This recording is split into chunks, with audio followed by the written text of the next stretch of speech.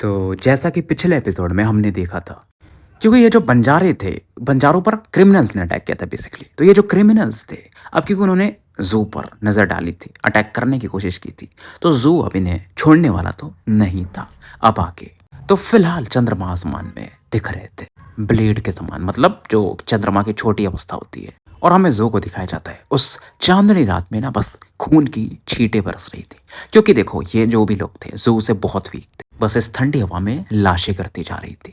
एक अटैक में basically zoo ने सबको मार दिया। सभी अटैक ना गले पर लगे थे, क्योंकि मारना सबसे आसान वहीं से होता है। और ज़ू का देखो एक आदत है, कमज़ोर भी हो ना, अगर उसने उस पर अटैक किया है तो वो छोड़ता नहीं है कि फ्यूचर में क्या पता भाई स्ट्रांग बन जाए, हो भी सकता है, कुछ भी हो सकता है। आगे में भी से कुछ आवाज़ आती थी, उस तरफ बढ़ता है जहाँ पर कुछ खाने उन्हें पकाए जा रहे थे। और ये भी क्रिमिनल्स ही थे बेसिकली, उनकी फटी पड़ी थी। और फिलहाल ये 8 लोग भागने लगते। इनमें जो सबसे तेज था ना, वो बस 1-2 कदम आगे गया होगा। सोचो, जबकि सबसे तेज था वो, फिर भी मारा जाता है। कुछ बोलने की कोशिश करते, हमें पता नहीं था कि आप हमसे शेयर ले सकते हो, लेकिन तब तक मर चुके थे। 5 सांस की गिनती में पूरा मैटर खत्म हो चुका था। उसके बाद वो अपने रास्ते पर आगे बढ़ते जाता है। रात का समय था, थोड़ी बर्फ भी गिर रही थी, लेकिन इसे उतना फर्क नहीं पड़ता। थोड़ी बहुत ठंड लग भी रही थी, तो भाई अपना मुंह से हवा निकालते हुए आगे बढ़ते जाता है। रात इस दौरान गुजर जाती है। अगले दिन की सुबह ये आगे बढ़ा, सामने में एक पहाड़ी दिखती है। ये क्योंकि लोकेशन जो था, इसे क्रिम्सन वाइल्ड्स कहा जाता है। यहाँ पर वैसे भी देखो पहाड़ कम थे, एक ही था जो ढंग का दिख रहा था, बाकी छोटे मोटे थे। और ये था जहाँ पर शायद वज्रा सेट का फिलहाल अब हेडक्वार्टर था। और देखकर समझ में आता है कि देखो, वज्रा सेट को यहाँ पर आए हुए ज़्यादा समय नहीं हुआ था, तो वो लोग अभी तक अच्छे से सेटअप नहीं कर पाए थे। बंदा अपना शांत रहता है, हंटर की तरह एकदम पेशेंस काफ़ी दिखाता है और आगे बढ़ता है। और सबसे पहले आसपास का जो बंजारा कैंप होता है ना, ये वो लोकेशन ढूंढता है, जो कि हेडक्वार्टर से 50 किलोमीटर की दूरी पे था। और ढंग से एकदम बंजारा बन के दिखता है, मतलब दिख रहा था कि नहीं, ये बंजारा ही है। और कुछ गार्ड्स देखते हैं इसकी तरफ, लेकिन रोकते नहीं। और देखो, बंजारा बनने की क्या कोशिश कर रहा था, ये खुद बंजारा था भी। आंखें वैसी ही थी, आंखों में वो जो पैनापन था बंजारों के जैसा ही था। और अंदर जाता है, टेंट वेंट देखता है। और वहां पर फिलहाल एक कंपटीशन चल रहा था, डॉग रेस वगैरह का, और बहुत सारे लोग भीड़ में इस बैटल को देख रहे थे। अब जैसे देखो, करप्शन भी काफ़ी ज़्यादा था, तो कंपटीशन में जो भाग रहा था, जो सबसे आगे था, जैसे ही पहुंचता है ना बाउंड्री लाइन को, बोल लो टच करता है जी, एंड ऑफ द ट्रैक को, तुरंत ही व्हाइट बॉल तो उसको मिल जाती, वो खा लेता है। दूसरा एक और रेस फिर शुरू हो जाता है। अब जो इस रन वज्रा सेट की तरफ देखता है, जिस दिशा में था वो।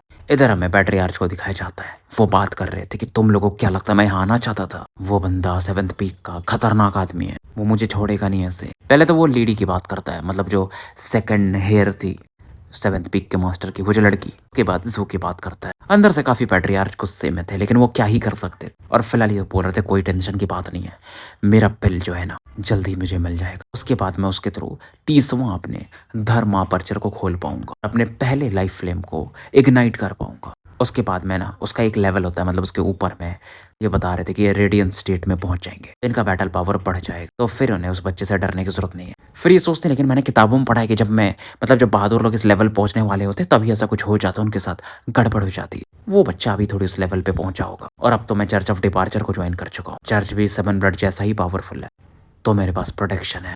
और कोई तो था एक पावरफुल बंदा, कार्ड फॉर्चून करके, जो कि फिलहाल यहाँ पर मेहमान की तरह रुका हुआ था। फिलहाल ये बंदा सूर्य की तरफ देखता, और काफी समय ना पहले से बूढ़ा दिखाई दे रहा था।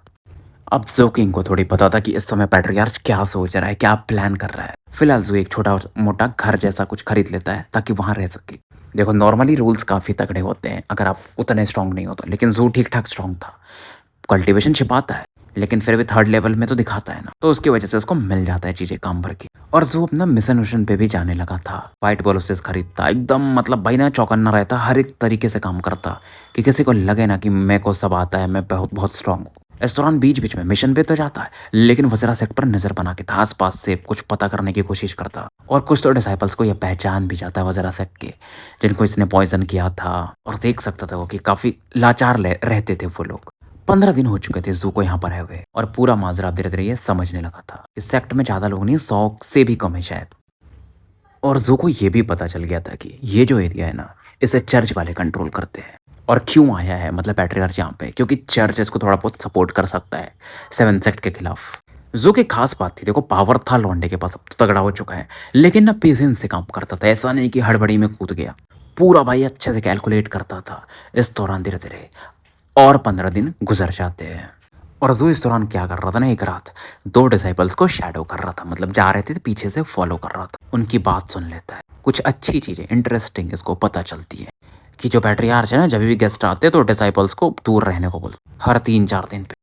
क्यों इतना मतलब वो सोचते हैं? वो किड को तो बहुत टाइम हो चुका है, हमें देखे हुए मतलब 6 महीने से ऊपर हो चुके हैं। फिर भी पैट्रियार्च बहुत सारे गेस्ट को बुलाते रहते हैं। मतलब एक गेस्ट जाएगा, कुछ दिन बाद ये दूसरे को बुला लेंगे। अब ये बोलते हैं भाई हम लोग कर भी क्या सकते हैं? ये सेक्ट पहुँचने ही वाले थे। लेकिन ज़ू को अब समझ में आ चुका था कि यार इसे और चौकन्ना रहने की ज़रूरत है। एक दूसरे शाम की बात है, तो ये हेडक्वार्टर की तरफ ध्यान बना के था, तो एक लाइट बहुत तेज़ी से उस तरफ पड़ती है। ज़ू जब उस बंदे को या जिसको भी देखता है ना, उसके बाद वापस आता है अपने ज़हर, हथियार वगैरह को तराशने लगता है। और पैट्रियार्च बेसिकली उस गेस्ट को विदा कर रहे थे और सोच रहे थे काश मैं इनको और रोक पाता। अब ये सोच रहे थे अब किसको इनवाइट करूँ? इनका यही था कि बिल अब बस बन के तैयार होने वाला है, उसको बस मैं खा लूँ फिर मज़ा आ जाएगा। पैट्रियार्च इसके बाद हॉल में चले जाते। फिलहाल धीरे-धीरे रात का समय हो चुका था और बर्फ़ बहुत तेज़ी से गिर रही थी। पूरा ये जो वाइल्ड एरिया था ना, मानो बर्फ़ की चादर से भर गया था और धीरे-धीरे जो बर्फ़ की परत थी ना, वो स्ट्रॉन्ग होते जाती, तगड़ी बनते जाती। ज़ू इधर अपना तैयारी पूरा कर चुका था। अपने केबिन से बाहर निकलता है, कपड़े एकदम टाइट-वाइट पहन लेता है। मानो धीरे-धीरे हवा में खो सा जाता है और आगे बढ़ जाता है वज़रा सेक्ट की तरफ। और इस समय इसका जो टेक्निक था ना, सी फॉर्मिंग स्क्रिप्चर, उसको मैक्सिमम लेवल पे रखता है। बॉडी से मानो वॉयलेट लाइट चमक रही है और हेवनली सैबर की ऑरा, जो वो टेक्निक इसने सीखा था वो टेंपल से, वो भी मानो उसका एक ऑरा बन रहा था। बहुत कम समय में ये सेक्ट पहुंच चुका था।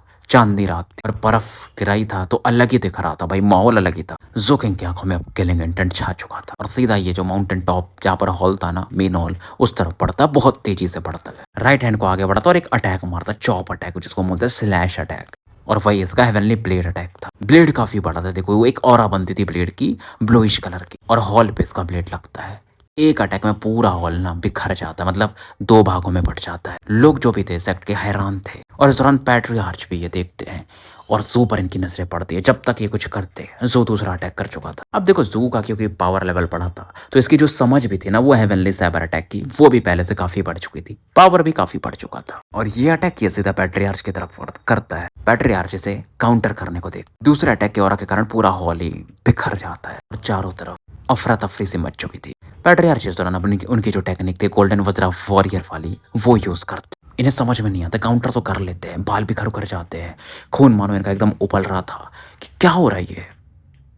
और फाइनली बोलते हैं कि फेलो डाविस्ट तुम, लेकिन बोलते बोलते ये पीछे हट रहे। तब तक इन पीछे हट रहे थे, एक परछाई जो थी ना की तरफ पहुंच चुकी थी, इनके हाथ को टच करती है और करप्शन बहुत तेजी से इनके हाथ में फैलने लगता है। वो ग्रीनिश ब्लैक ऑरा दिखने लगती। ज़ू इस समय ऊपर से पैट्रियार्च की तरफ देख रहा और तीसरा है वैली साइबर अटैक करता है। पैट्रियार्च इस दौरान दोनों हैंड साइन अटैक यूज करते हैं और इस अटैक को ब्लॉक करने को देखो थे यार फाउंडेशन लेवल पे, लेकिन बड़े सेक्ट के तो थे नहीं कि इनके पास टेक्निक्स रहेंगी तगड़ी वाली।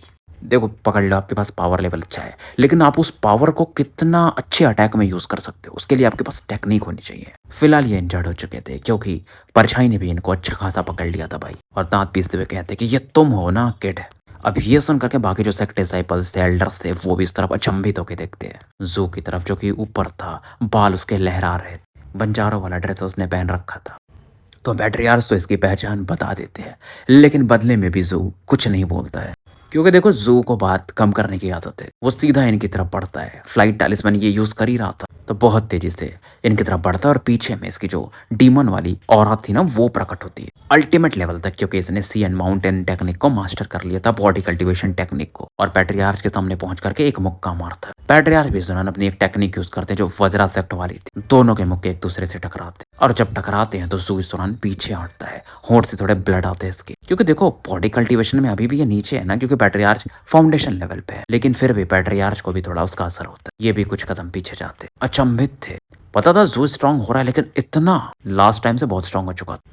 ज़ू फिर से आगे बढ़ता, उसको फर्क नहीं पड़ता, क्योंकि वो नहीं चाहता था कि अभी ये बंदा बचे। फिर से वो अपने वज्रा वॉरियर वाली बॉडी को यूज करते हैं और कहते तुम मरना ही चाहते हो क्या एकदम। और इस समय ना फाउंडेशन लेवल पे थे तो धर्मापर्चर वाली कुछ और यूज कर रहे हैं, और ज़ू पर एक प्रेशर बनाते हैं एक टेक्निक यूज करके।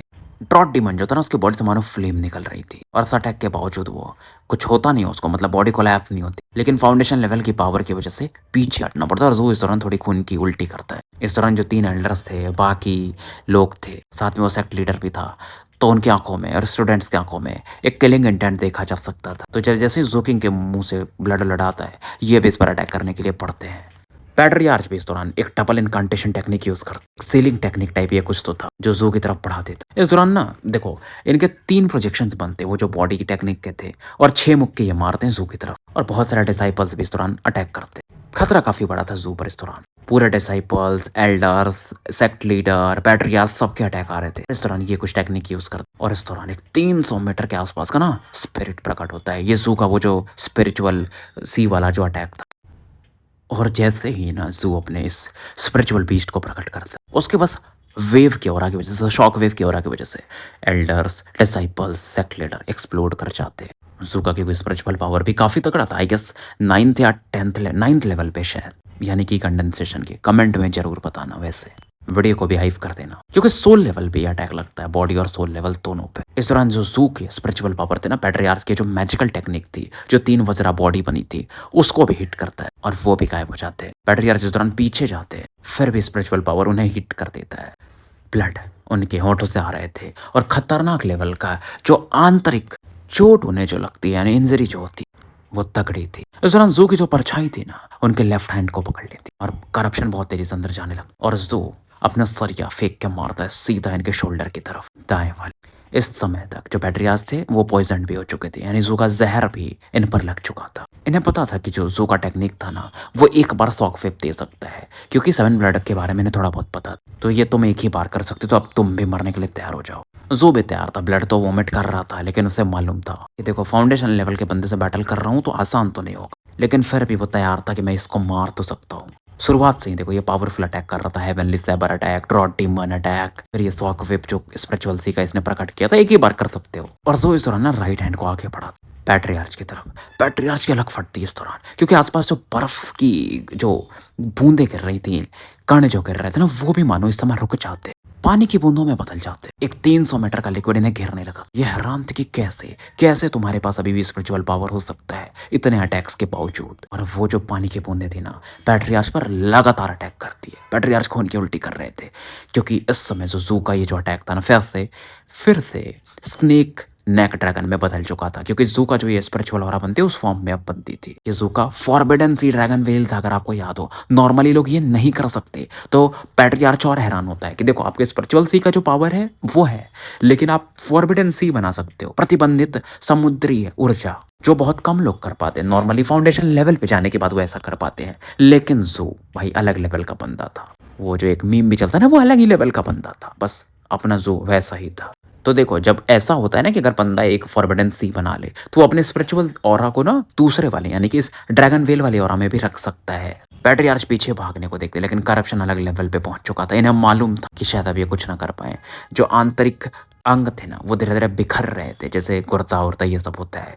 और ये एक ही चीज सोचते, काश मैं उस लेवल पे पहुंच पाता, प्रोफाउंड रेडियंट स्टेट पे। ये बोलते हैं कि मैं चर्च का भी मेंबर हूँ, तक पूरा बोलते हैं। ज़ूकिंग इनके सामने पहुंच चुका और बोलता है फर्क नहीं पड़ता है। पूरे बैटल में ज़ू ने पहली बार बोला था। ज़ू इस दौरान अपने हाथ को लहराता है, धर्मावोट प्रकट होता है, जो कि काफी लंबा था, आपको पता ही है।